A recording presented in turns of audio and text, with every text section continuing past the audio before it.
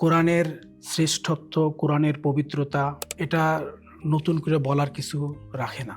কিন্তু আমরা একটু পেছনে আসি, যে বিষয়টা আপনি তুললেন, দুঃখজনক হলেও সত্য, এটা এমন একটা অপবাদ যে অপবাদটা বলা যায় যে পুরো ইসলামকে, মুসলমানকে কলঙ্কিত করার মতোই একটা চক্রান্ত।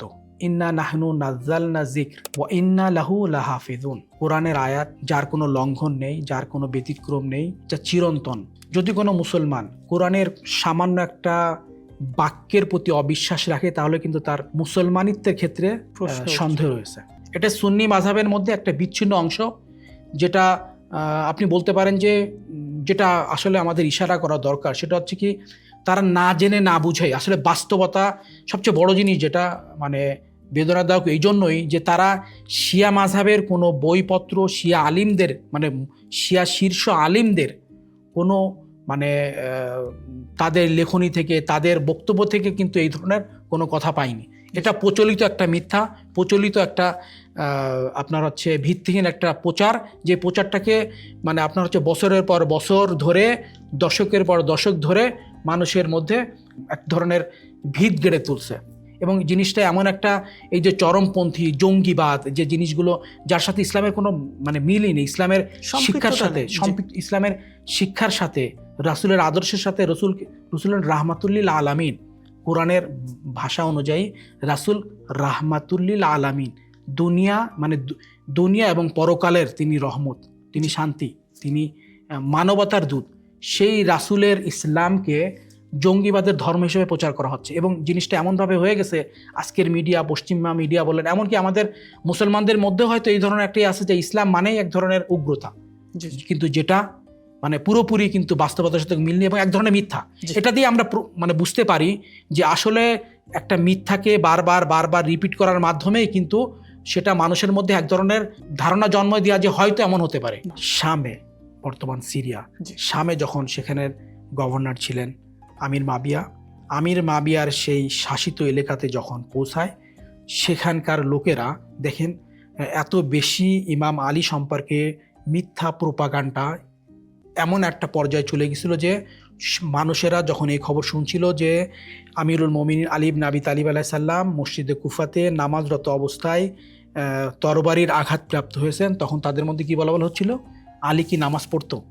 যে আলী ইসলামের প্রথম নামাজ আদায়কারী, রাসূলের পিছনে প্রথম পুরুষদের মধ্যে নামাজ আদায়কারী হলেন আলী আলাইহিস সালাম, এবং মহিলাদের মধ্যে হযরত খাদিজাতুল কুবরা।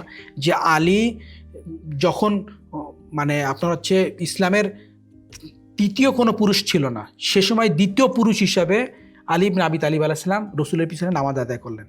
সেই আলীকে আপনার আলী সম্পর্কে এত বেশি অপপ্রচার আপনার হচ্ছে তখনকার সময়ে আমির মাবিয়ার প্রচার যন্ত্র এমনভাবে প্রচার করেছিল যে আলীকে বেনামাজি বানাই দিয়েছিল। মানে আসলে আমরা কোনো আকিদা, কোনো চিন্তাধারা, কোনো আদর্শর যদি সত্যতা যাচাই করতে চাই, তাহলে আমাদের উচিত সেই মতাদর্শ বা সেই মাযহাবের যারা প্রধান প্রচারক, সেই মাযহাবের যারা প্রবক্তা আর কি, সেই মাযহাব আলেম ওলামা, পণ্ডিত যাদের কাছ থেকে সেই মাযহাবের জ্ঞান প্রজন্মের পর প্রজন্মের কাছে পৌঁছে দেওয়া হয়, তাদের মন্তব্য আমাদের দেখা উচিত। আসলে তারা কি ধারণা পোষণ করেন। আউযু বিল্লাহি মিনাশ শাইতানির রাজিম। বিসমিল্লাহির রহমানির রহিম। মিডিয়া মিহিরের অপনতন অনুষ্ঠানে আপনাদের স্বাগতম। আপনাদের সঙ্গে রয়েছি আমি রাসেল আহমেদ। মুসলমানদের জন্য পবিত্র কোরআন হলো ঐশী এবং চূড়ান্ত গাইডলাইন। পবিত্র কোরআন নাজিলের পরপরই আল্লাহ সুবহানাহু ওয়া তাআলা ঘোষণা করেছেন, এই কোরআন আমি নাজিল করেছি এবং চিরকাল অবধি আমি এর হেফাজত করব। এই সুস্পষ্ট ঘোষণার পরও একদল সীমিত এবং অগভীর জ্ঞানের মুসলমানরা বলে থাকে যে শিয়াদের ভিন্ন কোরআন রয়েছে। তারা দাবি করে যে এই কোরআন 40, 60 কিংবা 90 পারা। তারা আরও দাবি করে থাকে যে শিয়ারা কোরআন বিকৃত করেছে এবং তারা সূরা বেলায়েত নামের ভিন্ন একটি সূরা সংযোজন করেছে, এবং তারা আরও এমন অদ্ভুত এবং হাস্যকর অপবাদ দিয়ে থাকে। এখন প্রশ্ন হচ্ছে, শিয়ারা কি আদৌ এমনটি বিশ্বাস করে? তারা কি কোরআনের তাহরিফ বা বিকৃতিতে বিশ্বাস করে? এসব গুরুত্বপূর্ণ প্রশ্ন নিয়ে আজকে আমরা আলোচনা করব। এ বিষয়ে আলোচনা করার জন্য আমাদের সাথে উপস্থিত হয়েছেন বিশিষ্ট আলেমে দ্বীন ও গবেষক হুজাতুল ইসলাম ওয়াল মুসলিমিন জনাব মিজানুর রহমান। আসসালামু আলাইকুম ওয়া রাহমাতুল্লাহি ওয়া বারাকাতুহু।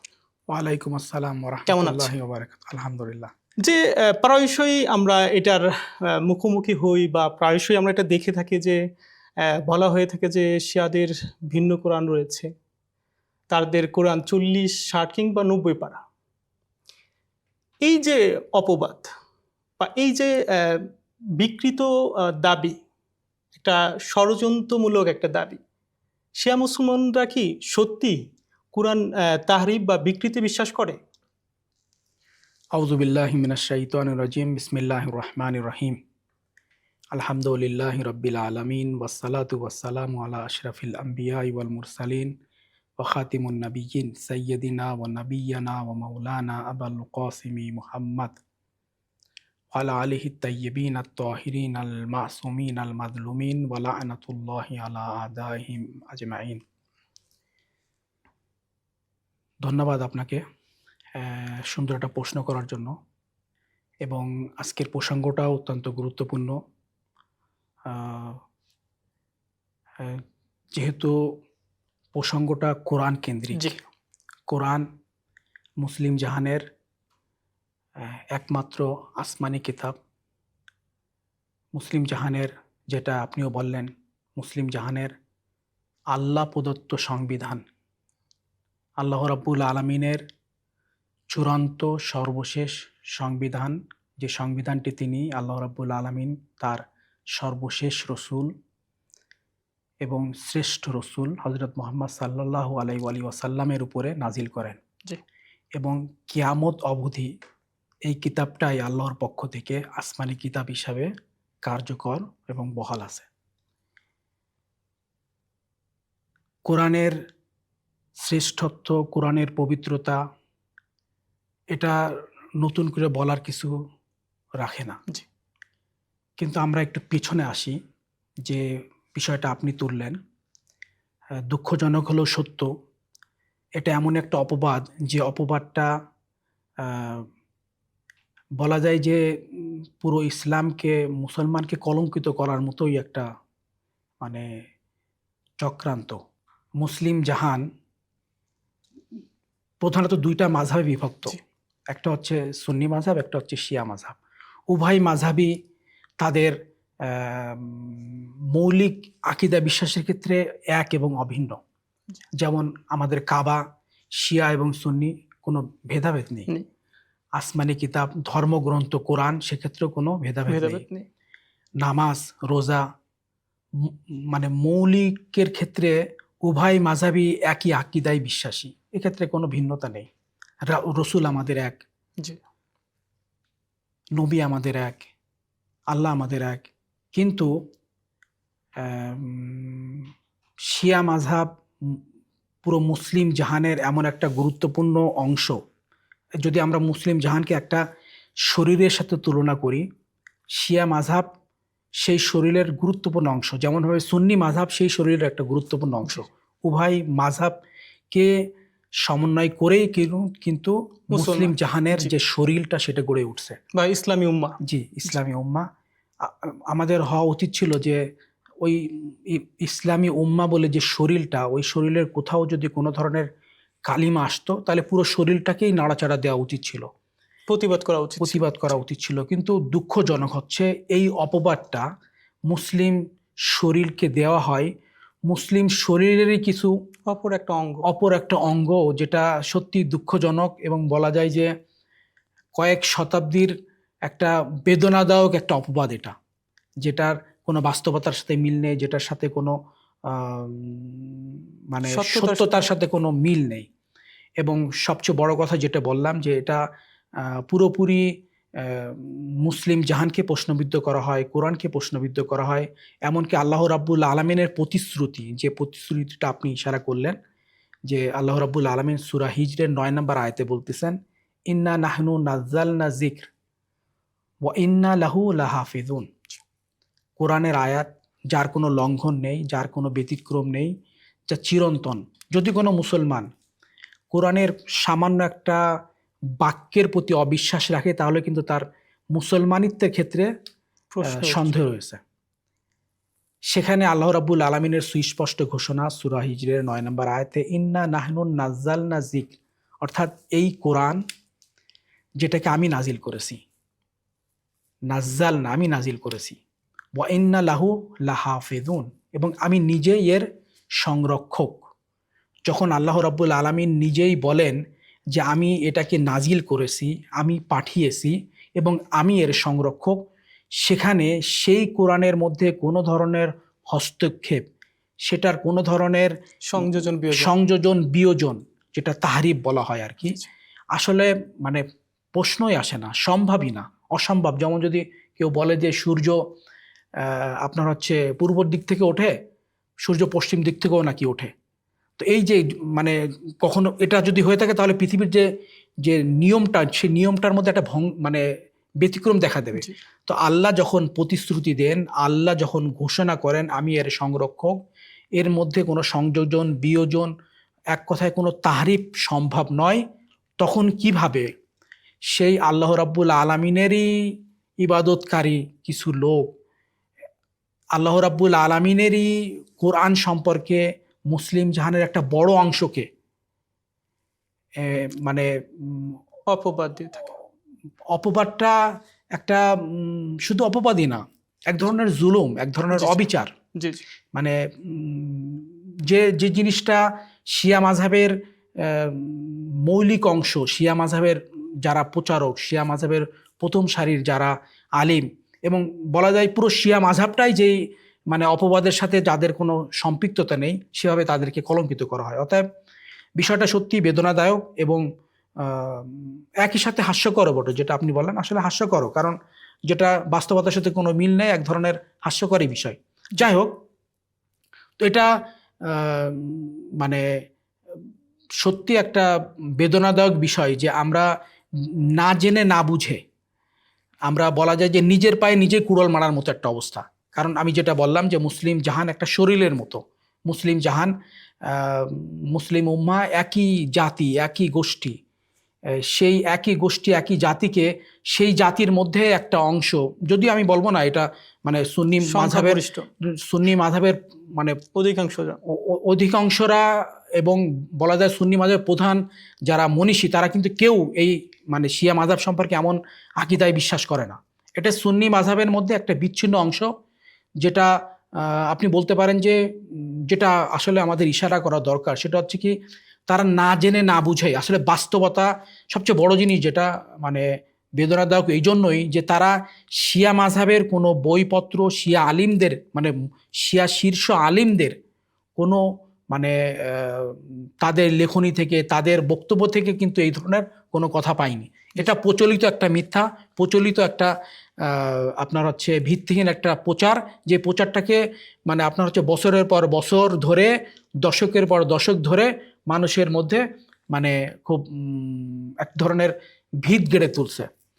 একটা ঘটনা বলি যে এই একটা মিথ্যা অপপ্রচার, দেখুন মিথ্যা অপপ্রচার এটা কিন্তু কখনো কখনো যেমন আজকের বিশ্বেও মিথ্যা জিনিসটাকে বারবার বারবার রিপিট করার মাধ্যমে কিন্তু মানুষের মধ্যে এক ধরনের সত্যতার জন্ম দেওয়া কাছাকাছি পৌঁছে যায়। যেমন আপনার হচ্ছে ইসলাম কিন্তু শান্তির ধর্ম, যেটা আপনার হচ্ছে আপনারা দেখবেন যে কোরআন এবং রসুলের জীবন আদর্শের মধ্যে কোনো ধরনের হিংস্রা, চরমপন্থী, বর্বরতা আসলে ইসলামের কোথাও নেই, ইসলামের এ ধরনের কোনো স্থানই নেই। কিন্তু আজকের ইসলাম ধর্মটাকে এক ধরনের সন্ত্রাসবাদের ধর্ম হিসেবে প্রচার করা হচ্ছে, আজ থেকে না, এটা আমরা অনেক ছোটবেলা থেকে শুনে আসতেছি।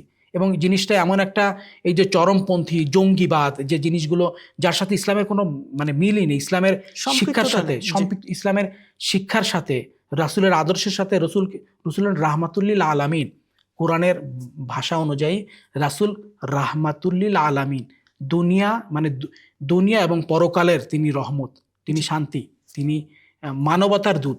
সেই রাসূলের ইসলামকে জঙ্গিবাদের ধর্ম হিসেবে প্রচার করা হচ্ছে। এবং জিনিসটা এমনভাবে হয়ে গেছে, আজকের মিডিয়া, পশ্চিমা মিডিয়া বলেন, এমনকি আমাদের মুসলমানদের মধ্যে হয়তো এই ধরনের একটাই আছে যে ইসলাম মানেই এক ধরনের উগ্রতা, কিন্তু যেটা মানে পুরোপুরি কিন্তু বাস্তবতার সাথে মিল নেই এবং এক ধরনের মিথ্যা।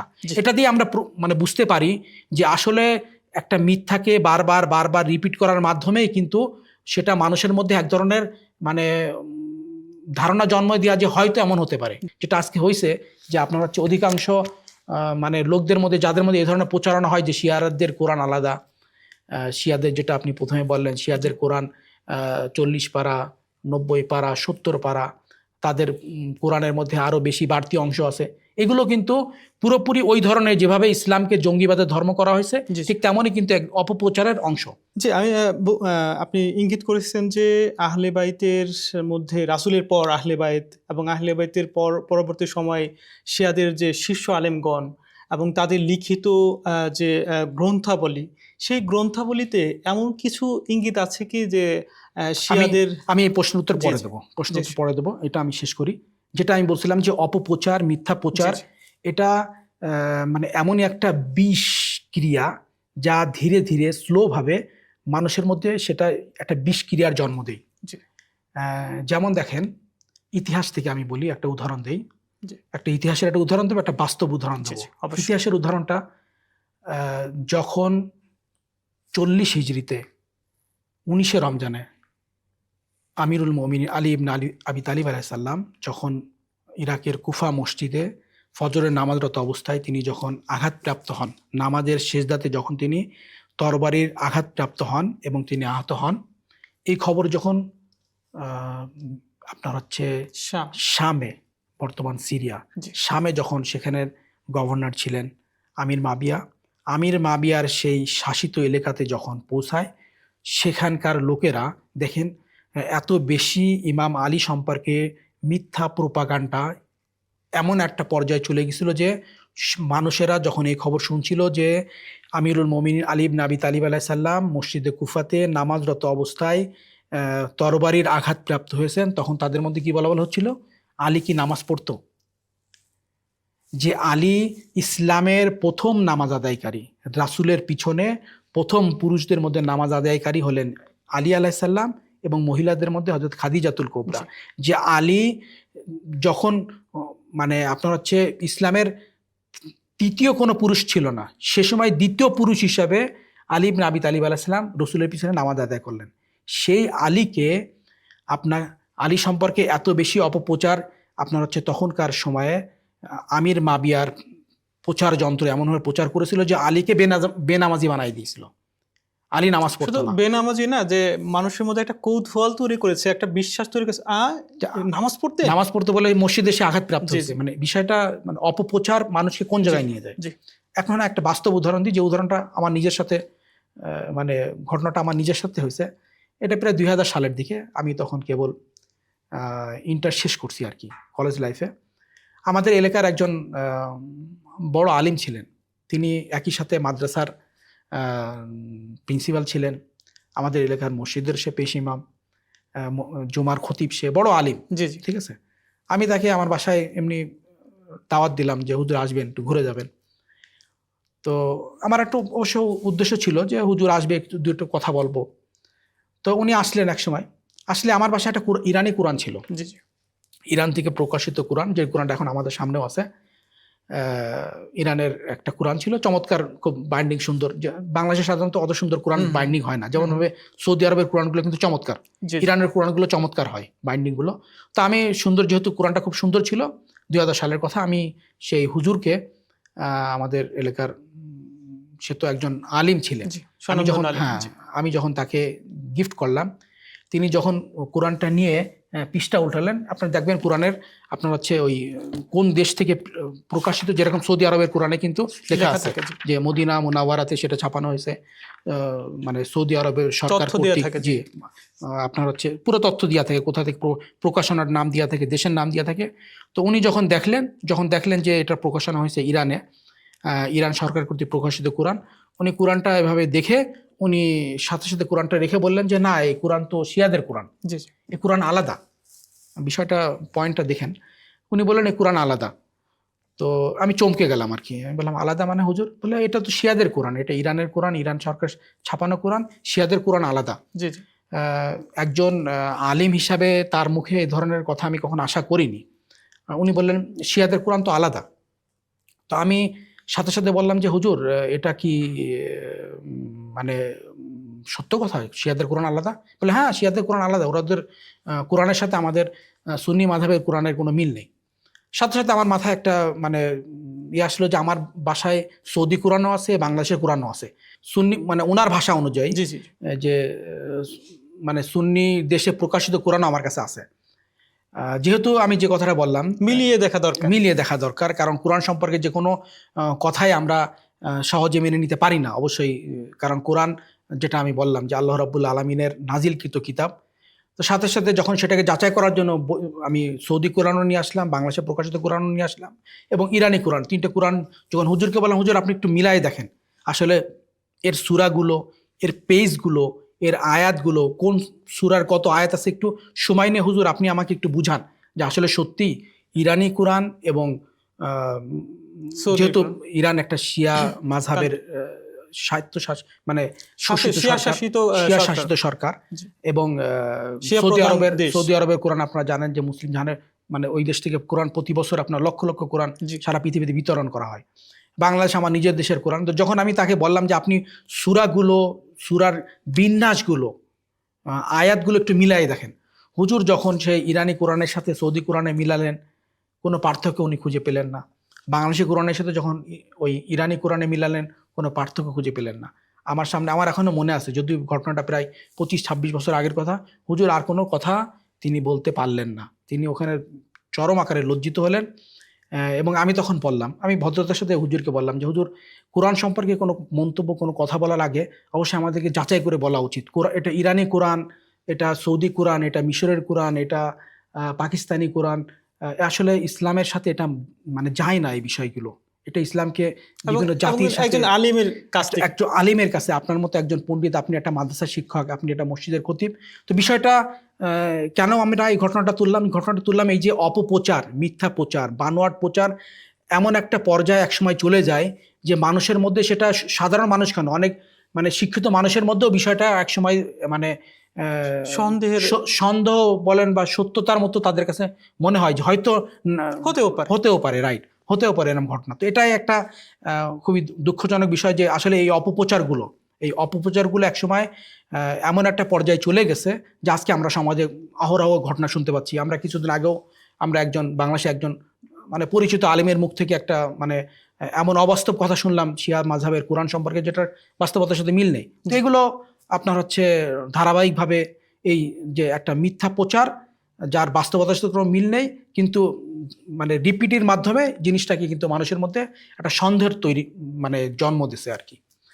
এবার আপনার প্রশ্নে আসি। জি, আপনি যে প্রশ্নটা করছিলেন যে জি মানে আসলে আমরা কোনো আকিদা, কোনো চিন্তাধারা, কোনো আদর্শর যদি সত্যতা যাচাই করতে চাই, তাহলে আমাদের উচিত সেই মতাদর্শ বা সেই মাযহাবের যারা প্রধান প্রচারক, সেই মাযহাবের যারা প্রবক্তা আর কি, সেই মাযহাব আলেম ওলামা পণ্ডিত যাদের কাছ থেকে সেই মাযহাবের জ্ঞান প্রজন্মের পর প্রজন্মের কাছে পৌঁছে দেওয়া হয়, তাদের মন্তব্য আমাদের দেখা উচিত। আসলে তারা কি ধারণা পোষণ করেন।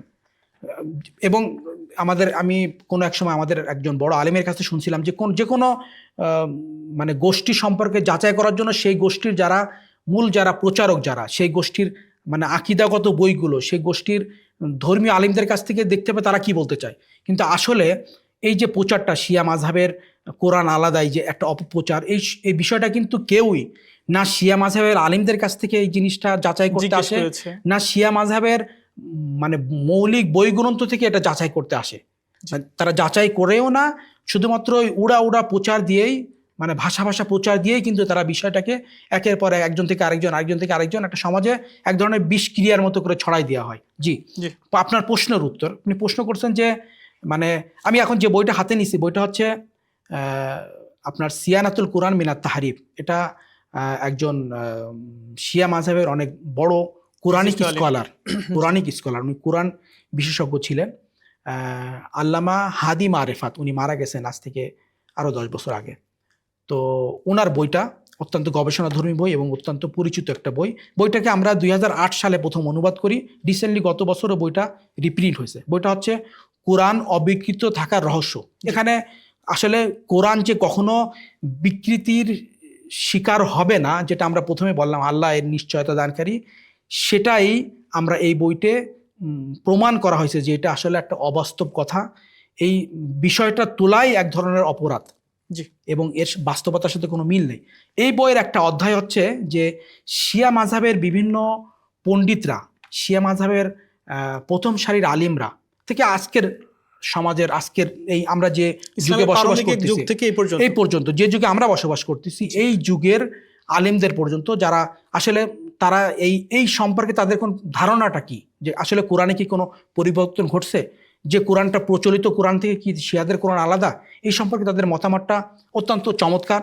দেখুন, শিয়া মাযহাব যেটা আমাদের রাসূল সাল্লাল্লাহু আলাইহি ওয়াসাল্লামের ওফাতের পর আহলে বাইতের ইমামদের মাধ্যমে এই মাযহাবের আকীদা বিশ্বাস মানুষের মাধ্যমে প্রচার ঘটছে এবং শেষ ইমাম মাহদীর তার অবর্তমানে তার গেইবাতের অদৃশ্যকালের সময় থেকে এই দায়িত্বটা অর্পিত হয়েছে শিয়া শীর্ষ আলিমদের উপরে। এটা আপনার সেই মনে করেন যে 1200 বছর ধরে এই ধারা অব্যাহত আছে। তো আমরা যদি মানে 1000 বছর আগের শিয়া আলিমদের দিকেও নাড়াচাড়া দেই এবং দেখি যে আসলে তারা কি বলতে চান, এবং আজকের শিয়া মাযহাবের মৌলিক আকীদা বিশ্বাসগুলো, মৌলিক বইগুলো যাদের মাধ্যমে রচিত হয়েছে, যাদেরকে বলা মনে করেন যে শিয়া মাযহাবের ধ্রুব তারার মতো, তারা শিয়া মাযহাবের আলিম এবং প্রত্যেক আলিমরাই মানে ওই আলিমরা আজ থেকে মনে করেন 1000 বছর আগে, 1100 বছর আগে, যেমন এখন আমি একজনের নাম উল্লেখ করি, শেখ সাদুক রহমাতুল্লাহ আলাই, যার ওফাত হয়েছে 361 হিজরিতে, মানে প্রায় 1100 বছর আগে তিনি দুনিয়া থেকে বিদায় নিয়েছেন। এবং শেখ সাদুক শিয়া মাযহাবের যদি আপনি 5 জন শীর্ষ আলিমকে ধরেন, মানে ইমাম মাহদীর পরে, তাহলে তার মধ্যে একজন তিনি, শেখ সাদুক। আহলে বাইতের ইমামগণের পরবর্তী আলিম উলামাদের প্রথম সারির মধ্যে যদি ধরেন, তাহলে শেখ সাদুক তাদের মধ্যে একজন।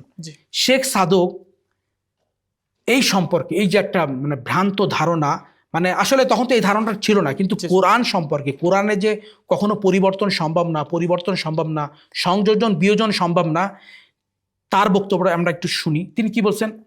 আমাদের সুদৃঢ় বিশ্বাস হলো, অর্থাৎ শেখ সাদুক বলছেন যে আমাদের, অর্থাৎ শিয়া মাযহাবের সুদৃঢ় বিশ্বাস হলো আল্লাহ তাআলা যে কোরআনুল কারীমকে হযরত মুহাম্মদ সাল্লাল্লাহু আলাইহি ওয়াসাল্লামের উপরে নাজিল করেছেন, তা হচ্ছে সকল মুসলমানদের মাঝে প্রচলিত একখণ্ড বিশিষ্ট, অর্থাৎ এই 30 পারার আল কোরআন, মানে ভিন্ন কোনো কোরআন নয়, ও এর থেকে সামান্যতম বেশিও নয়, এবং এর সূরা সংখ্যাও 114টা। অর্থাৎ যে কোরআনটা রাসূলের যুগে যে কোরআন ছিল, সেই কোরআনই সমস্ত মুসলিম জাহানের কোরআন। শিয়া মাযহাবের মনে করেন প্রথম সারির একজন আলিম, তার বক্তব্য। আর যে কেউ এমন প্রচার করে যে আমরা শিয়ারা মনে করি কোরআন এর চেয়ে বেশি, তাহলে সে একজন ডাহা মিথ্যাবাদী, মানে সে মিথ্যা অপবাদ দিয়েছে। শেখ সাদুকের পর আমরা আসি শেখ মুফিদ, যার ওফাত হয় 413 হিজরিতে, মানে প্রায় 100 বছর সামথিং, 100 বছর না, আপনার জি আপনার মনে করেন যে প্রায় অর্ধ শতাব্দী ডিফারেন্স তাদের উভয়ের মধ্যে। তিনিও কিন্তু শিয়া মাযহাবের প্রথম সারির আলেমদের মধ্যে একজন, যার জন্ম মনে করেন যে প্রায় 1000 বছর আগের কথা। তো তিনি কি বলতেছেন, তিনি, এবং আপনারা নিশ্চয়ই আপনিও জানেন যে শিয়া মাযহাবের অনেক আকীদা বিশ্বাসের যে বইগুলো শেখ মুফিদের মাধ্যমে রচিত হয়েছে, এবং সেটা শতাব্দীর পর শতাব্দী সেটা সংরক্ষিত হয়ে আছে। তিনি বলেন, শিয়া মাযহাবের মনীষীরা বলেছেন যে কোরআনুল কারীম থেকে কোনো সূরা, কোনো আয়াত, এমনকি একটি শব্দও হ্রাস পায়নি, মানে কমে যায়নি এবং সংযোজন হয়নি। অর্থাৎ ওনার কথাটা যদি আমরা অন্যভাবে আসতে চাই, উনি বললেন কোনো সূরাও এখানে কমেনি, সংযোজন হয়নি, কোনো আয়াতও এখানে সংযোজন হয়নি, বিয়োজন হয়নি, এমনকি একটি শব্দও সেখানে। এটাই হচ্ছে শিয়া মাযহাবের আকীদা, সংযোজন হয়নি, বিয়োজন হয়নি। এখন কেউ যদি বলে শিয়া মাযহাবের কোরআন 90 পারা, তাহলে এই কথার সাথে শিয়া মাযহাবের মৌলিক আকীদার কতটুকু ডিফারেন্স, কত হাজার কিলোমিটার ডিফারেন্স, এটা আপনি স্পষ্ট, বিবেচনা করে নিতে জি। পারেন। এভাবে আমরা যদি ধারাবাহিকভাবে আসতে চাই শিয়া মাযহাবের বড় বড় আলিমদের, আমি অনেকের নাম উল্লেখ করতে পারি, আসলে জি, জি। আমাদের সময়ের স্বল্পতার স্বল্পতা কারণে। রয়েছে, জি। যেমন শেখ তুসি, যার ওফাত হয় 460 হিজরিতে। শেখ তুসি শিয়া মাযহাবের একজন শীর্ষ পণ্ডিত, যিনি কয়েকশো বই রচনা করেছেন এবং হাজার হাজার ছাত্র যার থেকে প্রতিপালিত হয়েছে, প্রশিক্ষিত হয়েছে। এবং শেখ তুসি তার বইগুলো পরবর্তীতে শিয়া মাযহাবের জ্ঞান ভাণ্ডার হিসেবে পরিচিতি পাইছে। শেখ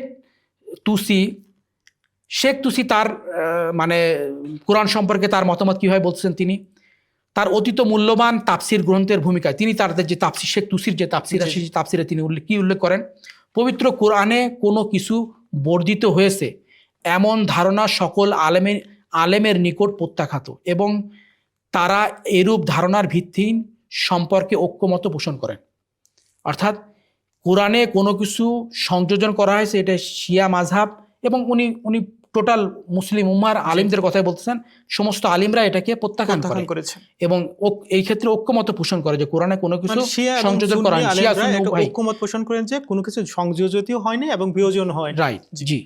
অনুরূপভাবে কোরআন থেকে কোনো কিছু হ্রাস পেয়েছে এমন ধারণাও সব মুসলমানের নিকট সম্পূর্ণ অগ্রহণযোগ্য এবং আমাদের মাযহাবের অর্থাৎ শিয়া মাযহাবের মৌলিক বিশ্বাসও এমনই। তো দেখুন, এবং আমি যদি আপনারা চান এখানে এই কথা উনি কোথায় বলেন, আমরা এটা পাবো গ্রন্থ আত্তিবিয়ান, তাফসির আত্তিবিয়ানে প্রথম খণ্ড পৃষ্ঠা নাম্বার 3। এর আগের যে কথাগুলো আমি বললাম সেগুলো কিন্তু, যেমন শেখ সাদুকের যে কথাটা বললাম, শেখ সাদুকের এই কথাটা আমরা এতেকাদুল ইমামিয়া গ্রন্থের আমরা এই তথ্যটা সেখান থেকে যাচাই করতে চাই, জি, সেখান থেকে আমরা নিতে পারি। আসি আমরা ধারাবাহিকভাবে চলে আসি শিয়া মাযহাবের।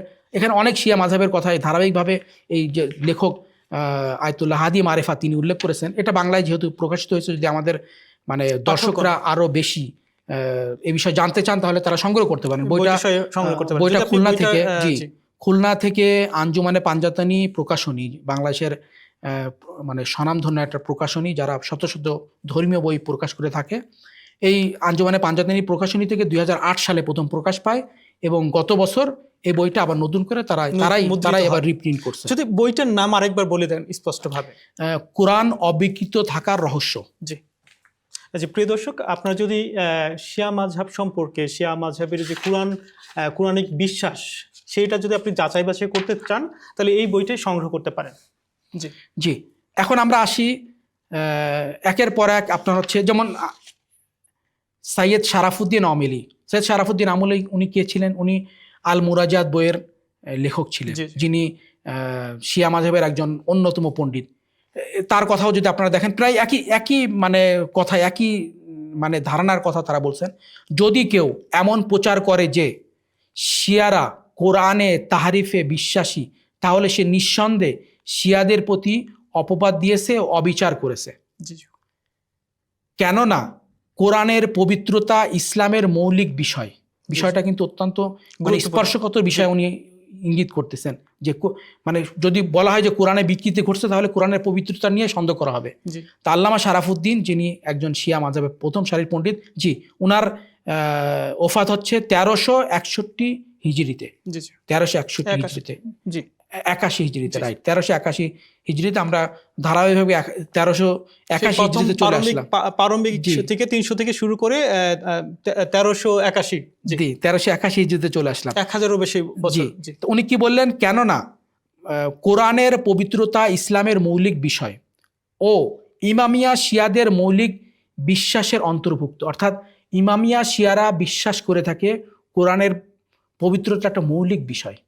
এই ক্ষেত্রে কোরআন সম্পর্কে কোনো ধরনের মানে অবাঞ্ছিত মতামত কখনোই কোনো ইমানদার মুসলমান সহ্য করে নিতে পারে না। এটা আমরা কোথায় পাবো?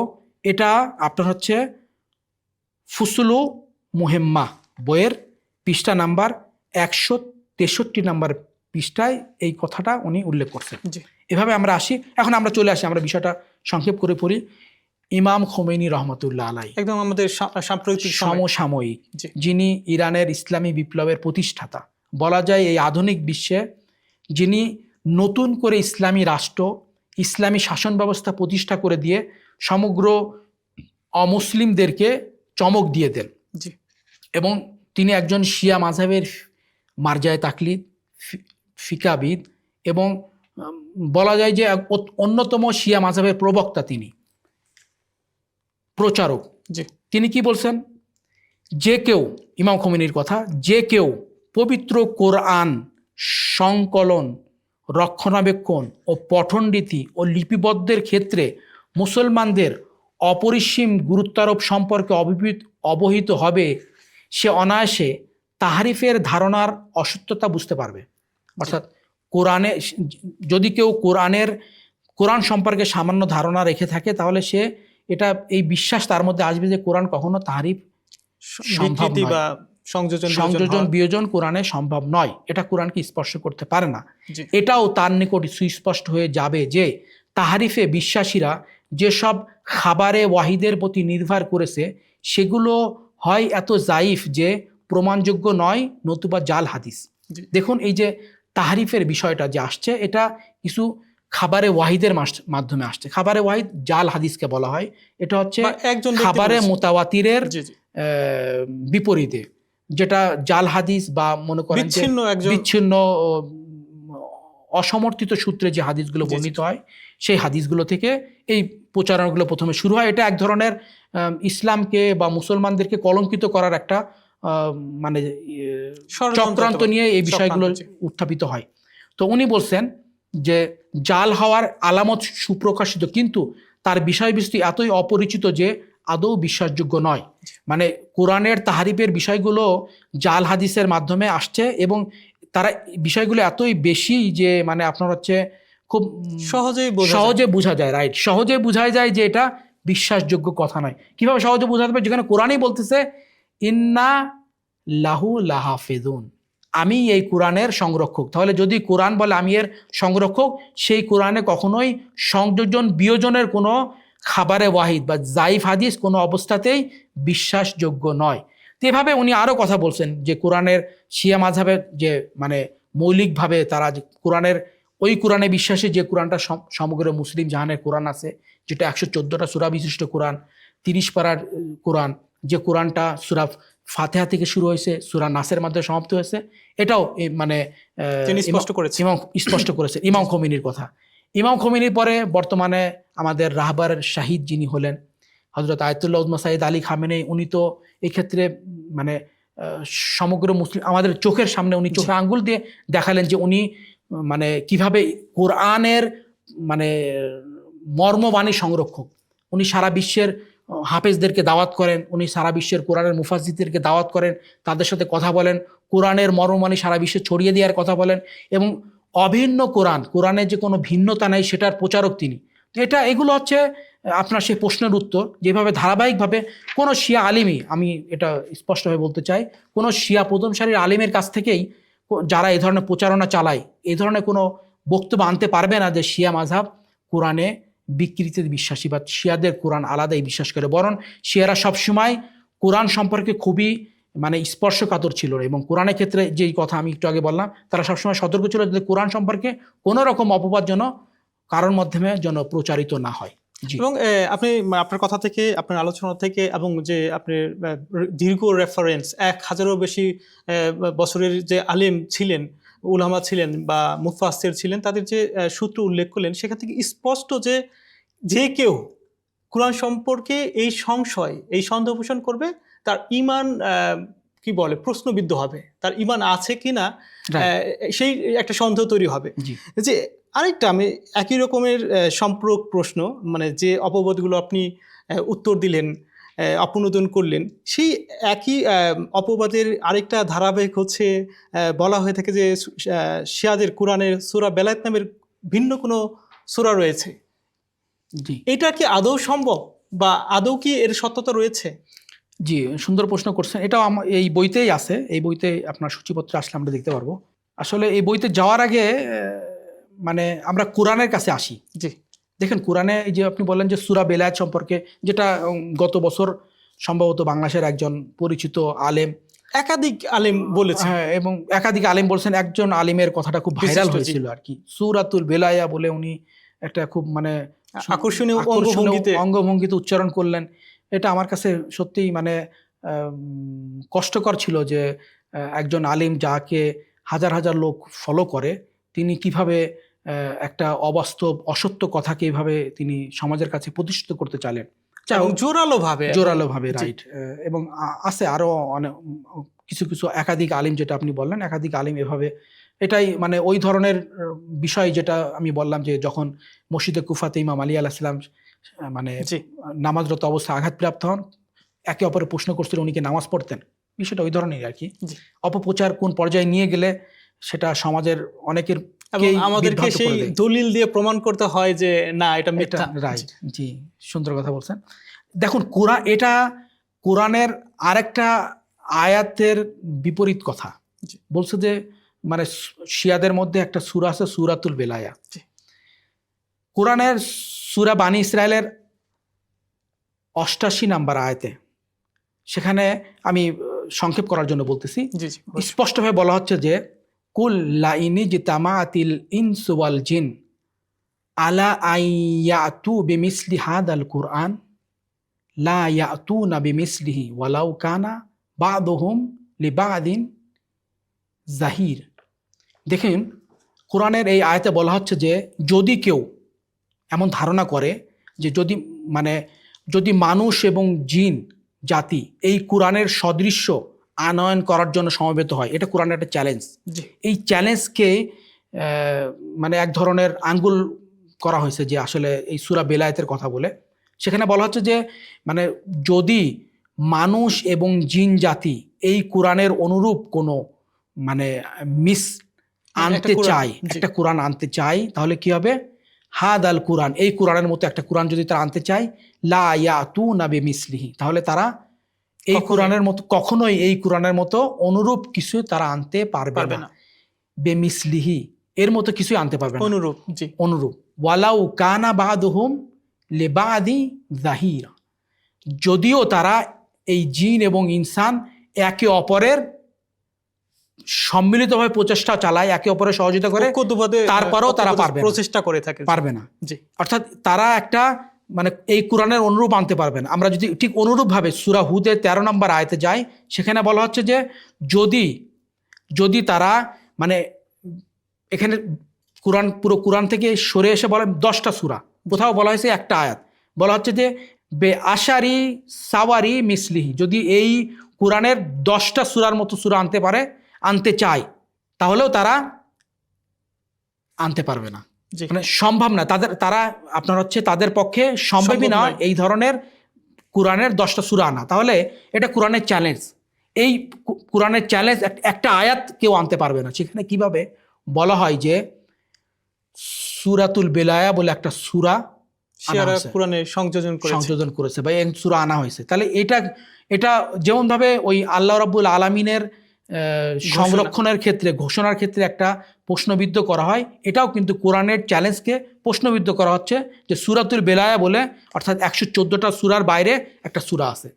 এই কথাটা যদি অমুসলিমদের মধ্যে প্রচারিত হয় যে সূরাতুল বেলায়া বলে একটা সূরা শিয়াদের মধ্যে আছে, তাহলে কোরআনের এই আয়াতের সুস্পষ্ট লঙ্ঘন, এই কোরআনের এই চ্যালেঞ্জের সুস্পষ্ট লঙ্ঘন। তাহলে একজন মুশরিক বা একজন অমুসলিম সে কি ধারণা করবে যে কোরআন চ্যালেঞ্জ দিচ্ছে যে কোরআনের মতো অনুরূপ সমস্ত মানব জাতি এবং সমস্ত জিন জাতি একত্রিত হওয়ার পরেও কোরআনের অনুরূপ, কোরআনের 10টা সূরার অনুরূপ বা কোরআনের একটা সূরার অনুরূপ আনতে পারবে না, সেখানে কিভাবে একটা সূরাতুল বেলায়া আসছে। যাই হোক, মানে এটা কোরআনের এই চ্যালেঞ্জেরই একটা প্রশ্নবিদ্ধকর বিষয় যে সূরাতুল বেলায়ার যে প্রসঙ্গটা আনা হয়। এখন আমরা আসি আসলে বাস্তবতাটা কি। সূরা বেলায়ার যেটা একটা মানে বানোয়াট একটা এর আমি এখানে সময়ের অভাবের টেক্সটটা আনবো না। প্রথমে এটা তোলা হয় দাবিস্তানুল মাযহাব বলে একটা বই, যে বইটার কোনো আসলে তেমন কোনো ভিত্তি ছিল না, অক্ষত কোনো ব্যক্তির মাধ্যমে, কিন্তু শত্রুরা এটাকে পুঁজি করে যেমনভাবে আপনার এর বিষয়টা আগে বলি, দাবিস্তানুল মাযহাব বইয়ের কোনো মানে গ্রহণযোগ্যতাই নেই, না শিয়া মাযহাবের মধ্যে আছে না সুন্নি মাযহাবের মধ্যে আছে, কোনো মাযহাবের মধ্যে এই বইয়ের কোনো গ্রহণযোগ্যতা নেই, না এই বইটা তেমন কোনো মানে আপনার বিশুদ্ধ সূত্রের মাধ্যমে ওই বইটা রচিত হয়নি। তো এই বইতে প্রথমে এই সূরাতুল বেলায়ের কথা বলা হয়। এখন বিষয় হচ্ছে, দেখুন, এটা শত্রুদের কারসাজি ইসলামকে আপনার প্রশ্নবিদ্ধ করার জন্য, সেটা শিয়া মাযহাবকে আঘাত করে আর কি। এখন মনে করেন যে তাসলিমা নাসরিন, সে একজন লেখক, সে কিন্তু মুসলমান, সে একজন মুসলিম নারী। তো সে মুসলিম নারী হয়ে পুরো ইসলামকে সে প্রশ্নবিদ্ধ করছে যে ইসলামে নারীদের প্রতি অবিচার করা হয়েছে। তো এখন তাসলিমা নাসরিন মুসলমান হয়ে সে যে বইগুলো লিখছে, তার মানে কলমে ইসলাম সম্পর্কে প্রশ্নবিদ্ধ করা হয়েছে, ইসলাম নারীদের প্রতি অবিচার করছে। তাহলে এটা কি মানে দলিল হতে পারে? দলিল হতে, রাইট, এটা কি দলিল হতে পারে যে ইসলাম নারীদের প্রতি অবিচার করছে? আপনার হচ্ছে সালমান রুশদি, সেও একজন মুসলমান। স্যাটানিক ভার্সেস বলে তিনি যে বইটা লেখে, যে বইটাকে সমালোচিত, একটা বহুল সমালোচিত, বিতর্কিত, প্রত্যাখ্যাত একটা বই, যে বইতে সে সরাসরি কোরআনকে সে প্রশ্নবিদ্ধ করছে। আল্লাহ রাব্বুল আলামিনের নাজিলকৃত আয়াতগুলোকে সে নাউজুবিল্লাহ শয়তানের মানে ভাষার সাথে সে তুলনা করছে। তো এটা আপনার হচ্ছে সালমান রুশদি একজন মুসলমান, নামটাও কি চমৎকার, চমৎকার, সেও মুসলমান, এবং হয়তো সে দাবি করেও থাকে সে রসুলের উম্মত, সে আল্লাহতে বিশ্বাসী। কিন্তু এখন এই সালমান রুশদির এই কথাটা কি আমরা দলিল হিসেবে ব্যবহার করতে পারি না। কোনো মুসলমানই, আমাদের বাংলাদেশের কোনো সচেতন মুসলমানই তাসলিমা নাসরিনের কথাটাকে যুক্তি হিসেবে আনবে না। কোন মুসলিম জাহানের কোনো ব্যক্তি বিবেকবান এবং মানে সচেতন মুসলমান, জ্ঞানী, ইসলাম সম্পর্কে, কোরআন সম্পর্কে, মুহাম্মদ সাল্লাল্লাহু আলাইহি ওয়াসাল্লাম সম্পর্কে যার কোনো ধারণা আছে, সে কিন্তু সালমান রুশদির এই কথাই বিশ্বাস করবে না। ঠিক তেমনই এই দাবিস্তানুর কিতাবে সূরাতুল বেলায়ে বলে যে একটা ভুয়া যে সূরার কথা বলা হয়েছে, এটা কিন্তু উচিত ছিল, মুসলিম জাহান উচিত ছিল আমাদের ওই আলিমরা যারা সূরাতুল বেলায়ের কথা বলে তাদেরকে সরাসরি প্রত্যাখ্যান করা, যে আসলে এটা কোনো ভিত্তি নেই, এটা একটা বানোয়াট, একটা মন গড়া, একটা আজগবি মানে বক্তব্য, একটা আজগবি লেখনী, এবং সেটার কোনো গ্রহণযোগ্যতা নেই। এটাই উচিত ছিল, কিন্তু সেটাকে তারা বিশ্বাস করে পুরোপুরি শিয়া মাযহাবের উপরে এটাকে চাপিয়ে দেওয়া, শিয়া মাযহাবের সাথে এটাকে জুড়ে দেওয়া, এটা একটা অবিচার। এটা আমরা আশা করব যে মানে সচেতন মুসলমান যারা, তারা এই ধরনের কাজ থেকে বিরত থাকবে। জি, এটা আপনার হচ্ছে আপনার সূরাতুল বেলায় বিষয় যেটা বললেন। জি, আপনার অন্য প্রসঙ্গ? একই সাথে আমি মানে যেহেতু এই আলোচনা হচ্ছে, যেহেতু আমাদের কোরআন তাহরিফ বিষয়ে, বিকৃতি বিষয়ে কথা হচ্ছে, সম্পর্ক আরেকটা প্রশ্ন প্রায় শোনা যায় শিয়াদের বিষয়ে। কোরআন সম্পর্কে যখনই প্রশ্ন আসে, যখন সূরা বেলায়েতের কথা বলা হয়, সূরা তাহরিফের মানে কোরআন তাহরিফের কথা বলা হয়ে থাকে, একই সাথে আরেকটা প্রশ্ন করা হয়, আরেকটা অপবাদ দেওয়া হয় যে শিয়ারা মানে বিশ্বাস করে থাকে যে হযরত জিবরাইল আলাইহিস সালাম ভুল করে হযরত আলীর উপর ওহী আসার কথা ছিল, কিন্তু তিনি ভুল করে রাসূলুল্লাহর উপর নাজিল করেছেন। শিয়া মাযহাবে এই কথার মানে আদৌ কি ভিত্তি রয়েছে? এরকম কি বিশ্বাস রয়েছে কারোর মধ্যে? এটা মনে করেন শতাব্দীর একটা মহা কৌতুক, যে শিয়া মাযহাবে এই ধরনের আকীদা পোষণ করে থাকে, নাউজুবিল্লাহ, যে কোরআন রাসূলের উপরে না, মানে হযরত আলীর উপরে আসার কথা ছিল, সেটা রাসূলের উপর আসছে। এটা একটা কৌতুক। এটা ওই ধরনের যে কথাগুলো আমরা আলোচনা করে আসলাম, মিথ্যা, অপপ্রচার, গুজবের মধ্যে অন্যতম একটা গুজব, কিন্তু এটা কৌতুকের মতোই। কারণ শিয়া মাযহাবের আকীদা বিশ্বাসগুলোই হচ্ছে কোরআন এবং রাসূল কেন্দ্রিক, আহলে বাইত কেন্দ্রিক। যাই শিয়া মাযহাব আহলে বাইতকে কেন এত গুরুত্ব দেয়? যেহেতু আহলে বাইত রাসূল কেন্দ্রিক, রাসূল থেকে উচ্চারিত, রাসূলের রক্ত বংশধর তারা। এই কারণে শিয়া মাযহাব আহলে বাইতকে গ্রহণ করে। শিয়া মাযহাব আলীকে যে প্রাধান্য দেয়, সেটার ভিত্তিও কিন্তু রাসূল আলীকে প্রাধান্য দিয়েছেন। সেই কারণে আমরা সেদিকে যাব না, যেহেতু আমাদের আলোচ্য বিষয় এটা নয়। তো শিয়া মাযহাবের সবকিছুই রসুল কেন্দ্রিক। শিয়া মাযহাব আলীকে রাসূলের পরে রাসূলের ঘোষিত খলিফা হিসেবে তারা আলীকে খলিফা হিসেবে মনে করে। তো সেখানে কিভাবে এই ধরনের একটা আকীদা, এটা এক ধরনের কৌতুক ছাড়া আর কিছুই নয়।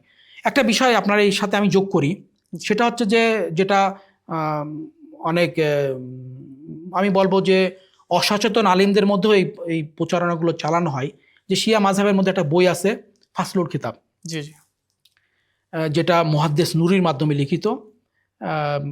বইটাও কিন্তু অনেক আপনার হচ্ছে জাইফ রেওয়ায়তের মাধ্যমে লেখা বই। সে বইতে ইশারা ইঙ্গিতে বোঝানো হয়েছে কোরআনে, এই কোরআনে আরও কিছু অংশ ছিল যেটা মানে এই কোরআনে আসেনি, আমাদের প্রচলিত কোরআনে আসেনি। কিন্তু বিষয় হচ্ছে এই বইটাকে কিন্তু শিয়া মাযহাবের প্রথম সারির আলিমরা কেউ কিন্তু গ্রহণ করেনি। তার যুগেও আমি প্রমাণ দিব, তার যুগেও যে আলিমরা ছিলেন, মানে তার থেকে বড় মাপের যে আলিমরা, তিনি একজন আলিম ছিলেন, একজন লেখক ছিলেন, রাইট। উনি মুহাদ্দিস ছিলেন আর কি, মুহাদ্দিস নুরি। উনি সাধারণত আপনার হচ্ছে রেওয়ায়েতে বিশ্বাসী, আখবারি যেটা বলা হয় এখন আমাদের সমাজে, হাদিস কে বেশি প্রাধান্য দিতেন, আখবারিতে বিশ্বাসী ছিলেন। তো ওনার সময়ও যারা শিয়া মাযহাবের প্রধান মূল ধারার যে আলিমরা ছিলেন, এটা বিষয়টা আমি আবার উল্লেখ করি, শিয়া মাযহাবের মূল ধারার যে আলিমরা ছিলেন তারা কিন্তু তার এই কথাটাকে পুরোপুরি প্রত্যাখ্যান করছে। যেমনভাবে আজকের আপনার হচ্ছে যদি তাসিম আল নাসিরের মধ্যে একজন লেখক কোনো একটা বিষয় লিখে বসে, তাহলে সেটা কিন্তু আমাদের বাংলাদেশের তখনকার, এটা তো আরও আজ থেকে প্রায় 30-35 বছর আগের কথা, তখন যে আপনার হচ্ছে 12 কোটি 15 কোটি মুসলমানরা কিন্তু এটা প্রত্যাখ্যান করছে, মুসলমানরা এটা মানেনি। ঠিক তেমনই কিন্তু তখনকার সময় যখন এই বইটা লেখা হয়, সাথে সাথে শিয়া মাযহাবের মূলধারার আলিমরা এবং প্রথম সারির আলিমরা, এবং বলা যায় পুরো শিয়া মাযহাবে কিন্তু এটাকে প্রত্যাখ্যান করছে। এবং এই বইয়ের কোনো গ্রহণযোগ্যতা নেই। এখন আপনি অনেকদিন ধরে ইরানে আছেন, আমরাও ইরানে আছি, আমরা আসলে এই বইটা চোখেই দেখিনি, এই বইয়ের অস্তিত্ব নেই, এবার অস্তিত্ব নেই। একসময় তিনি লিখেছিলেন এবং বলা হয় যে উনি শেষ জীবনে নিজে তওবা করেছিলেন এই ধরনের আকীদা পোষণের কারণে, যেটা এটাও একটা তার হয়তো শেষ জীবনে সে ভুল বুঝতে পারছিল এটা যে এই জিনিসটা সঠিক ছিল না। তো যাই হোক, এই যে ফাসলুল খিতাব একটা বই ছিল যে বইটার কোনো ভিত্তি নেই, এই বইটাকে কিন্তু দলিল করে শিয়া মাযহাবকে কলঙ্কিত করা হয়। এখন এটা একটা বিষয় আমি বলতে চাই, সুন্নি মাযহাবের মধ্যে একটা বই আছে আল ফুরকান। আল ফুরকান বইটা, আল ফুরকান ফি তাহরিফিল কোরআন, বইটা লেখা কোথায়? মিশর থেকে প্রকাশিত হয়েছে, মিশরের একজন আলিম।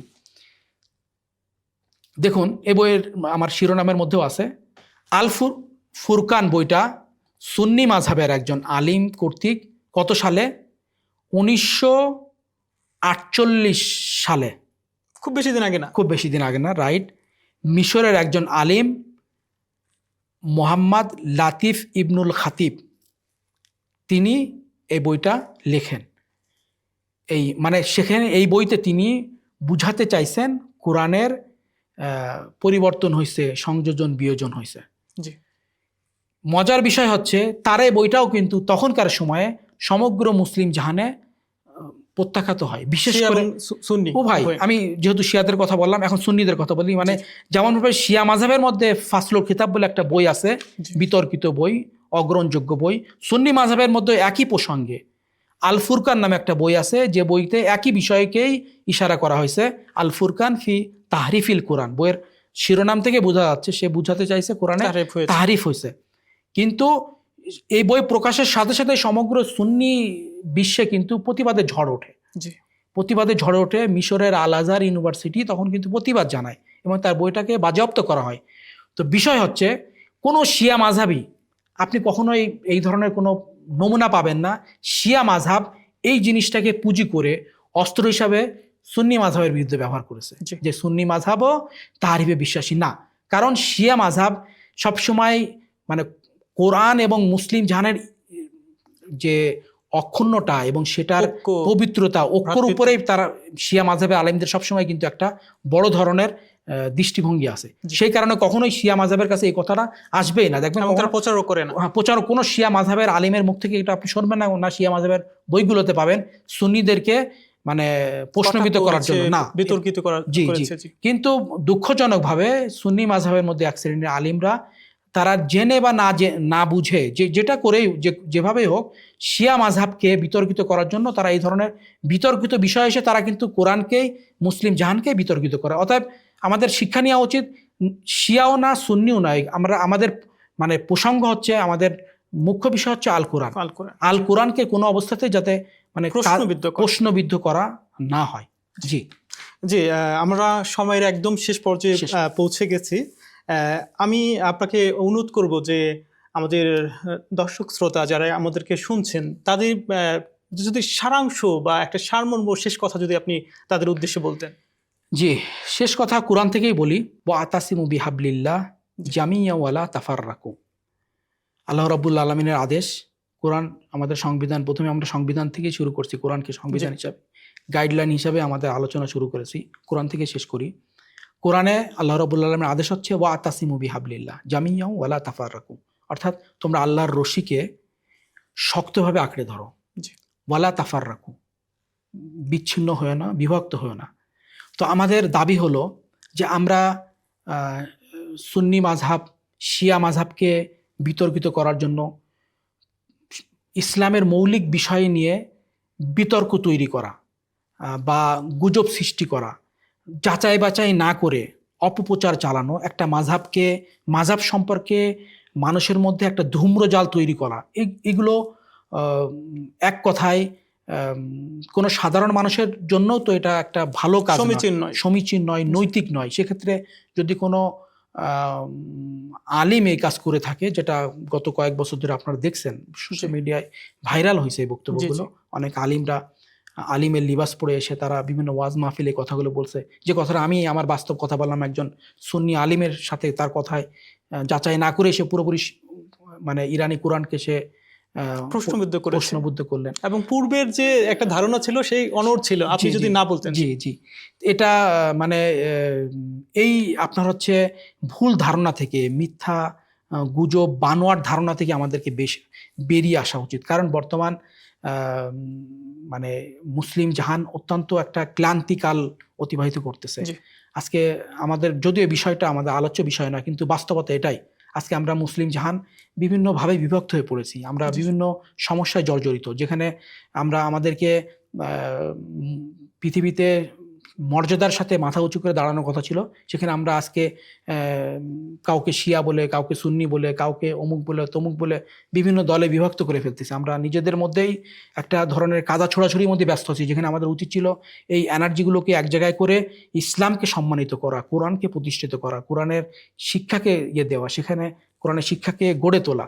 সেখানে আমরা কোরআনকে প্রশ্নবিদ্ধ করতেছি, বা মুসলিম, যেটা আমি প্রথমে বললাম যে মানে শিয়া মাযহাব এবং সুন্নি মাযহাব উভয় মাযহাবের সমন্বয়ে একটা শরীর, যে শরীরটা হচ্ছে মুসলিম উম্মাহ, সেই শরীর যদি কোথাও আঘাত পায়, আমাদের পুরো শরীরে আঘাত পাওয়া দরকার ছিল, কিন্তু আমরা আজকে হয়তো এই এক শরীর মনে করতেছি না। তো আমি মানে আমাদের বিনয়ের সাথে আমাদের এই মানে অনুষ্ঠানের মাধ্যমে এটাই আমাদের চাওয়া থাকবে যে আপনারা যাচাই করুন, আপনারা গবেষণা করুন, আপনারা নিরপেক্ষভাবে শিয়া কি বলছে, সুন্নি কি বলছে সেটা না, কোরআন কি বলতেছে, এবং আসলে শিয়াদের মানে আলিমরা কি বলতেছে, বা সুন্নিদের মূল ধারার আলিমরা কি বলতেছে, বাস্তবতা কতটুকু মিল, যে আসলে শিয়াদের কোরআন আলাদা কিনা, শিয়াদের কোরআন যাচাই বাছাই করা কিনা। আমাদের আসলে আমাদের যেমনভাবে কাবা এক, আমাদের কোরআন এক। আজ যে কোরআন আমার সামনে আছে সেই কোরআনই কিন্তু মুসলিম জাহানের একই কোরআন, অভিন্ন কোরআন, 114টা সূরা বিশিষ্ট কোরআন, 30 পারার কোরআন। তো আল্লাহ রাব্বুল আলামিনের কাছে আমাদের এটাই চাওয়া থাকবে যে আমরা যাতে সত্যকে বুঝতে পারি, আমরা যাতে গুজবে শিকার হয়ে সত্য থেকে বা মানে আমাদের মূল আকীদা বিশ্বাস থেকে যেন আমরা দূরে সরে না যাই, সেই কামনায় আল্লাহর কাছে আমরা চাইবো। এবং আমাদের বিনয়ের সাথে আহ্বান থাকবে আমরা যাতে গবেষণা করে যাচাই বাছাই করে সত্যটাকে বুঝতে পারি, যাতে মানে গুজব নিয়ে যাতে আমাদেরকে বাঁচতে না হয়। জি, আপনাকে অনেক অনেক ধন্যবাদ। আপনি অনেক গুরুত্বপূর্ণ তথ্য এবং উপাত্ত দিয়ে আমাদেরকে প্রমাণ করেছেন যে শিয়াদের বিরুদ্ধে যে অপবাদ দেওয়া হয় তা একান্তই মিথ্যা অপবাদ এবং নিছক ভ্রান্ত অপবাদ, এবং এর কোনো ইসলাম এবং শিয়া মাযহাবের কোনো ভিত্তি নেই। আপনাকে ধন্যবাদ। ইনশাআল্লাহ অন্য কোনো পর্বে, অন্য কোনো বিষয়ে আপনাকে আবারও আমন্ত্রণ জানাবো। সে পর্যন্ত আপনার কাছ থেকে বিদায় নিচ্ছি। আপনাকেও ধন্যবাদ। প্রিয় দর্শক, অপনোদন অনুষ্ঠানের দাওয়াত হচ্ছে, অপনোদন অনুষ্ঠানের বৈশিষ্ট্য হচ্ছে এমন সব অপবাদের জবাব দেয়া, যাতে করে সেই অপবাদের পথ রুখে দেয়া যায়, সেই অপবাদের পথকে উৎখাত করা যায়, এবং এর মাধ্যমে মুসলমানদের জানার এবং একান্তে এক কাছাকাছি আসার পথ তৈরি হয়। আমরা পরবর্তী কোনো অনুষ্ঠানে ভিন্ন কোনো অপবাদ, ভিন্ন কোনো বিষয় এবং কৌতূহল নিয়ে আলোচনা করব। সে পর্যন্ত ভালো থাকুন, মিডিয়া মিরির সঙ্গেই থাকুন। আসসালামু আলাইকুম রহমতুল্লাহি বারাকাতুহু।